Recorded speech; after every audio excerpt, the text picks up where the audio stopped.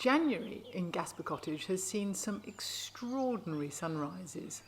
The way the mist and the light just catches and glows. This was the moon setting, just astonishing. And each day just slightly different, the sun's in a slightly different place and it's coming slightly later. But on a frosty morning, there is nothing to beat it. And just the way the garden sparkles in the light and the way the red stems here and particularly this Cornus midwinter fire, which is sort of both orange and red, the way that just picks up that early light, as do the remains of the grasses. They won't be there for long, but they are still fabulous. But every day I just stop, I look at this view, I never tire of it. It just is magical. And as you turn and you're always blinded by the light, it just couldn't be better.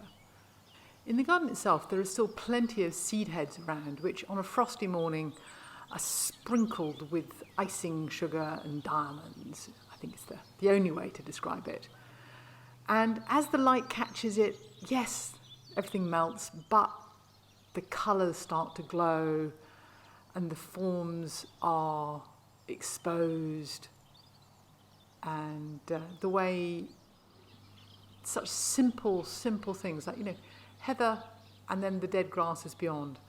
But the heather just gives you that patch of palest pink. And it almost looks like it's a seed head itself, but it isn't. It's winter flowering heather. View out to the lake, pond, has to be a pond. By the back door, I put in these pots last year, which have been a great success, and they're filled with evergreens and also a lovely witch hazel, which, the flowers are so delicate, but it seems to be tough as old boots.